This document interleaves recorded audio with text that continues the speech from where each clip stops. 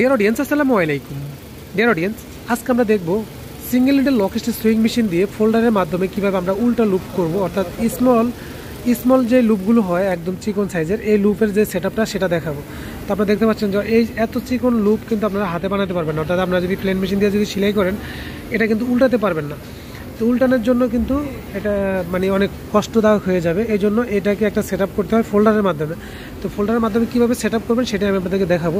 আপনারা দেখতে পাচ্ছেন যে এদিক দিয়ে ফাইভিংটা যাচ্ছে এবং পিছন দিয়ে আমরা যদি একটু লক্ষ্য করি, এই দেখেন পিছন দিয়ে কিন্তু আমাদের সেলাই হয়ে কিন্তু একদম লুপ হয়ে অর্থাৎ উল্টায় একবারে চেঞ্জ হয়ে কিন্তু ভিতর দিকে যাচ্ছে। তো এখানে যে একটি রোলার সেটআপ ডিভাইস দেখতে পাচ্ছেন, এই রোলার সম্পর্কে ধারণা দিব যে আপনারা কোন পজিশনে রাখবেন। আর এখানে যদি টান বেশি কম হয় তাহলে সেক্ষেত্রে কিন্তু আমাদের এই মেশিনের এই ফাটা বাইরে, অর্থাৎ টেনশন ছিঁড়ে যাবে, ড্রপ পড়বে। যেহেতু আমাদের এই মেশিনে কিন্তু ফিট নাই, প্রেশার ফিট নাই, বিভিন্ন যে সমস্যাগুলো আছে এই বিষয়ে বিস্তারিত আলোচনা করব।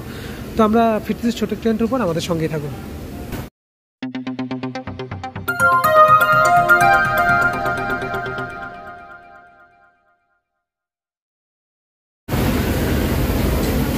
Welcome back.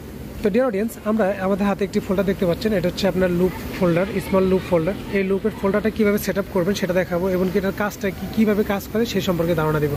তো আমরা আগে শুরুতে একটি সিঙ্গেল নিডল লক স্টিচ যথা প্লেন মেশিন আপনারা দেখতে পাচ্ছেন। তো আমাদের এই মেশিনটাকে শুরুতে এখানে যে নিডল প্লেটটা রয়েছে আপনারা সবসময় ব্যবহার চেষ্টা করবেন যে এখানে 14 নম্বর অথবা 16 নম্বর নিডল প্লেট ব্যবহার করার জন্য। বেশি মোটা প্লেট ব্যবহার করলে কিন্তু আমাদের এই মেশিনে ড্রপ পড়া বন্ধ হবে না। তো আমরা এখানে একটি 16 নম্বর নিডল প্লেট ব্যবহার করলাম। এখন এখানে মেশিনের যে ফিডডক সেই ফিডডক কিন্তু আমরা খুলে রেখেছি, আর বাকি সব ঠিক থাকবে। টাইমিংটা একদম হার্ড থাকবে, বেশি একটা গ্যাপও থাকবে না, লুজ থাকবে না, নো টাচ নো গ্যাপে আমাদের টাইমিংটা থাকবে এবং কি স্ট্যান্ডার্ড নিডল বার পজিশন থাকবে, যেটা আমরা সবসময় প্লেন মেশিনে করে থাকি, সেই পজিশনে আমাদের টাইমিংটা থাকবে। তো এখন আমাদেরকে এই মেশিনের যে ফোল্ডার সেট আপের জন্য যে কাজটি করতে হবে আমরা আপনাদেরকে এক এক করে দেখাচ্ছি। আমরা এই ফোল্ডার সম্পর্কে আগে একটু ধারণা দিব আপনাদেরকে। এখান দিয়ে আমাদের যে ফাইভিংটা আছে এই ফাইভিংটা আমাদের এখান দিয়ে যাবে। এখান দিয়ে যদি যায় তাহলে সেক্ষেত্রে আমাদের এই দিক দিয়ে এসে এই যে ভিতরে একটা পিন দেখতে পাচ্ছেন, এটা হচ্ছে আমাদের উল্টা সাইড, অর্থাৎ উল্টানোর জন্য এই পিনটা, এই ফাইভিংটা এখান দিয়ে চলে আসবে, এসে আমাদের এইভাবে বাইর হবে। এই যে ঠিক এইভাবে বাইর হবে, এইভাবে বাইর হবে। এখানে কিন্তু লব চিকন মোটা করা যায়। আমি এখানে এই যে একটি ছিদ্র দেখতে পাচ্ছেন, এই ছিদ্র দিয়ে কিন্তু আমাদের এই নিডলটা নিচে নামবে। যদি এখান দিয়ে একদম গ্যাসায় দেন তাহলে লুপটা আরও চিকন হবে, যদি এদিক দেন তাহলে মোটা হবে। তো বেশি মোটা করতে গেলে আমাদের ফাটা বাইরে হয়, সেক্ষেত্রে আমরা চেষ্টা করবো সবসময় চিকন করার জন্য। তো আমরা শুরুতে আপনাদেরকে এই মেশিনের যে ফোল্ডারের মধ্যে আমরা একটু এই ফাইভিংটা আগে ঢুকিয়ে দিব। তবে এই ফোল্ডারটা যেহেতু স্মল একটি ফোল্ডার, এখানে এই লুপগুলো কিন্তু ফাইভিংগুলো ঢুকাতে একটু কষ্ট হয়ে যায় বা রিটার্ন আনতে কিন্তু কষ্ট হয়ে যায়। তো আমরা এখানে যে কাজটি করবো, শুরুতে একটি ফাইভিং আমরা চিকন করে কেটে নিব যাতে আমাদের বাইর করতে সুবিধা হয়। আমরা কেটে নিলাম। এখন আমরা এটাকে এদিক দিয়ে এভাবে সাধারণ যে ফোল্ডারগুলো যেভাবে ব্যবহার করি আমরা ঠিক এটাও সেভাবে ব্যবহার করব। আমরা এইভাবে এখান দিয়ে এই কাপড়টাকে বের করে নিব, অর্থাৎ ফাইভিংটাকে আমরা এভাবে বের করে নিব। এখানে দেখতে পাচ্ছেন এই ফাইভিংটা চলে আসছে, অর্থাৎ ফাইভিংটা এদিকে চলে আসছে, এই যে সামনে চলে আসছে। এটা চাইলে আপনারা রানিং অবস্থা করতে পারবেন। তো আমি এটাকে এখন লাগাবো না, কারণ আপনাদেরকে যে নিডেলের ইটা দেখাইতে হবে, কারণ আমি এটা একটু চিকন করে নিলাম। আচ্ছা, এখন আমরা ফোল্ডারটাকে সেট আপ করার জন্য এখানে যে দুটি স্ক্রু থাকে, এই যে এখানে ফোল্ডার লাগানোর জন্য আমরা এটাকে এখানে ইউজ করবো, এভাবে ইউজ করব।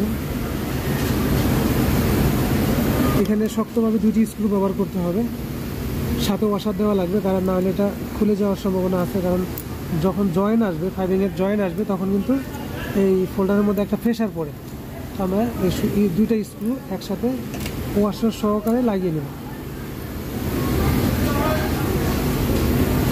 তো ভিডিওটি একটু ধৈর্য সহকারে দেখলে আপনারা এই উল্টা যে লুপটা রয়েছে এই লুপ সম্পর্কে আপনারা জানতে পারবেন এবং বুঝতে পারবেন কীভাবে এটা অপারেটিং করতে হয়, কীভাবে সিস্টেমটা সেট আপ করতে হয়।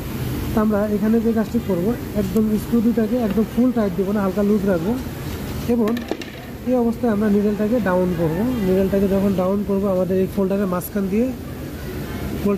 দিয়ে কিন্তু আমাদের নিডলটা নামতেছে, আপনারা দেখতে পাচ্ছেন। এই যে এখানে আমরা যদি এদিকে বেশি দিয়ে দিই তাহলে সেক্ষেত্রে আমাদের এই মাঝখানে যে ইটা রয়েছে এটার মধ্যে বাঁচবে, মাঝখানে যেই 5টা রয়েছে সেই 5-এর মধ্যে বাঁচবে, নিডল ভাঙবে, নিডলের সুতা কাটবে। তো আমাদেরকে এই 5 থেকে আমরা 2.5 mm বা 2 mm গ্যাপ রেখে আমরা স্ক্রুটাকে টাইট করে দিব। ঠিক এই পজিশনে রেখে আমরা স্ক্রুটাকে টাইট করব। আমি এই যে ফাইভিংটাকে টান দিয়ে চিকন করে নিলাম এই জন্য যাতে আপনাদেরকে এই জিনিসটা দেখাইতে পারি। আমরা দুইটি স্ক্রু ফুল টাইট করার পরে আমরা দেখবো যে আমাদের ফুলটাকে মানে ডানে বামে আপ ডাউন করে কিনা একটু খেয়াল করে দেখে নিব, কারণ না হলে আমাদের একটা দুর্ঘটনা ঘটতে পারে। যদি ভালোভাবে টাইট না হয় আমাদের যখন এই দিক দিয়ে ফাইভিংয়ের জোড়া যাবে তখন সেক্ষেত্রে কিন্তু অপারেটর খেয়াল রাখবে না বা খেয়াল করবেও না, তখন সেক্ষেত্রে কিন্তু এটা এরকম ফাইসা গেলে কিন্তু আমাদের ফোল্ডারটা লড়ে যেতে পারে। ফোল্ডার লড়ে গেলে কিন্তু আমাদের নিডল ভেঙে যাবে, আর গার্মেন্টসের নিডল ভাঙা কিন্তু বহুত বড় একটা ইস্যু, সেটা আপনারা সকলেই জানেন। এখন আমাদেরকে যে কাজটি করতে হবে এই ফাইভিংটাকে আবার রিটার্ন এদিকে আনতে হবে। তো সেটা কীভাবে আনবো সেটা আমি আপনাদেরকে দেখাচ্ছি। সেটা আনার জন্য আমাদেরকে যে কাজটি করতে হবে এরকম একটা পিন নিতে হবে যাতে কাপড়টাকে রিটার্ন আনা যায়। আমরা এরকম একটা পিন নিয়ে নিলাম। এখন আমাদেরকে যে কাজটি করতে হবে এই যে এখানে একটি পাইপটা আমরা দেখাইছিলাম, এই যে ভিতর দিয়ে একটা পাইপ আছে এই যে ফোল্ডারের ভিতরে, এই পাইপের দিক দিয়ে আমাদেরকে এটা ঢুকাইতে হবে। আমরা এটাকে পিছনে ঢুকিয়ে দিলাম, একদম মাথায় চলে যাবে। এই যে মাথায় চলে আসলো, এই যে মাথায় আসার পরে এখন আমাদেরকে যে কাজটি করতে হবে পাইপিংয়ের যে মাথাটা আছে এই মাথাটাকে আমরা এটার সাথে লক করে নিই যাতে খুলে না যায়। এটার সাথে আমরা লক করে নিলাম। লক করে নেওয়ার পরে এখন আবার পিছন থেকে একটু দেখো, এখন আবার আমরা এটাকে কি করব, এই যে পাইপটা রয়েছে এই পাইপের মাঝখান দিয়ে আবার এটাকে রিটার্ন নেব। ভিডিও সুবিধার্থে আপনাদেরকে আস্তে আস্তে দেখাচ্ছি। আপনারা যখন কাজ করবেন একটু সাবধানে করতে হবে, কারণ এই পিনটা যখন ভিতর দিয়ে যায়, এই যে এরকম যখন ভিতর দিয়ে যায় তখন কিন্তু এই পিনের যে মাথাটা সেই মাথাটা কিন্তু পাইপের মধ্যে এসে আটকে যায়। আমাদেরকে আবার যখন এদিকে চলে আসবে তখন আমরা এই যেভাবে আস্তে আস্তে নিয়ে আসবো যাতে আমাদের উল্টা হয়ে যায়। এখন আমরা এটা বাইর করে নিলাম পিনটা এখান থেকে, এই যে আস্তে আস্তে আমরা এই ফাইভিংটাকে ভিতর দিকে ঢুকিয়ে দিলাম। এই দেখেন কীভাবে লক মানে উল্টো হয়ে যাচ্ছে, ফাইভিংটা সিলাই হয়ে বাইরে হবে, বাও হবে, আর যখন ভিতর দিকে যাবে তখন উল্টো হয়ে যাবে। এই যে উল্টো হয়ে গেল। তো ডিয়ার অডিয়েন্স, আমরা এখন এই ফোল্ডারের ভিতর দিয়ে ফাইভিংটা এদিকে নিয়ে আসলাম, পরে আবার উল্টিয়ে এই পাশে নিয়ে আসলাম। এখন আমাদেরকে যে কাজটি করতে হবে এই ফাইভিংটাকে ধরে আমরা একটু টান দিয়ে বাইর করে নেব। এইভাবে এইভাবে ফাইভিংটা আসতে থাকবে, যেভাবে ফাইভিংটা আসবে। এখন আসার পরে আমরা এটাকে রোলারে সেট আপ করবো, অর্থাৎ রোলারে ব্যবহার করবো। রোলার যদি আমরা ব্যবহার না করি, হাত দিয়ে করি, তাহলে সেক্ষেত্রে আমাদের স্টিচ ছোটো এবং বড় হতে পারে। এখন আমরা রোলারে দেওয়ার পরে এখন আমরা যে কাজটি করব, আমাদের মেশিনের সুইংটা আমরা স্লোভাবে সুইং করে দেখবো যে আমাদের মেশিনে কোনো মানে সুতাটা জড়ায় কিনা। অনেক সময় এই মেশিনগুলোতে নিডল প্লেটের সাথে কিন্তু সুতা জড়িয়ে যায়। আমরা সুতাটাকে দেখবো আগে আমাদের ঠিক আছে কিনা। যদি আমাদের এই ফাইভিংটা একুরেটভাবে বাইর হয়, এদিক দিয়ে যদি একুরেটভাবে বাইর হয় তাহলে সেক্ষেত্রে বুঝতে হবে আমাদের সেলাইটা ঠিক আছে। আর যদি না বাইর হয় তাহলে মনে করবেন যে আমাদের যদি এদিক দিয়ে সুতা ফাইভিংটা একুরেটভাবে বাইর হয়ে যদি পাইপ দিয়ে ঢুকে তাহলে বুঝতে হবে আমাদের টেনশন ঠিক আছে, অর্থাৎ সেলাইটা ধরছে। আর না হলে যদি না আসে তাহলে মনে করতে হবে আমাদের প্লেটের সাথে কিন্তু সুতা জমিয়ে যায়, জমে গেলে কিন্তু ফিঙ্গার খুলে আবার সুতাটা বাইর করে আবার সুইং করতে হবে। তো আমরা এটাকে এখন সুইং করব। সুইং করে আমরা দেখব যে আমাদের টান ঠিক আছে কিনা, সেলাই ঠিক আছে কিনা।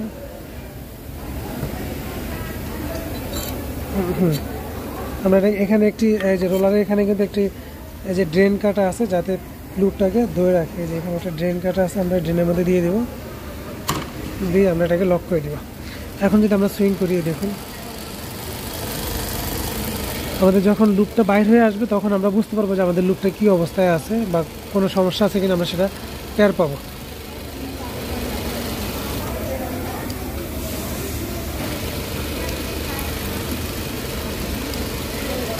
আমরা দেখতে পাচ্ছি আমাদের লুপটা কিন্তু বাইরে হয়ে আসতেছে। যদি লুপ আসার পরে এখানে যদি দেখেন যে জয়েন্টটা, সেই জয়েন্টটা যদি এগুলোর থাকে, অর্থাৎ যদি ফাটা না বাইরে, তাহলে মনে করবেন যে ওকে আছে। আর যদি ফাটা বাইরে জায়গায় জায়গায় সেলাই বড় হয়ে এরকম ছেড়ে দেয়, তাহলে মনে করতে হবে আপনার ড্রপ পড়তেছে, অথবা এই টান বেশি থাকার কারণে, এই লুপটা বেশি টানার কারণে কিন্তু স্টেজটা ছিঁড়ে যাচ্ছে, যার কারণে জায়গায় জায়গায় ফেটে যাবে।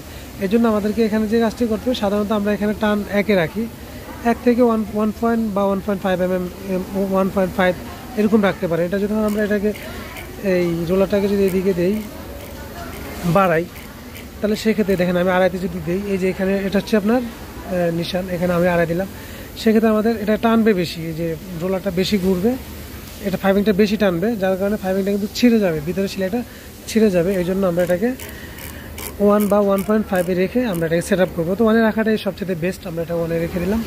এখন আমরা সুইং করতেছি।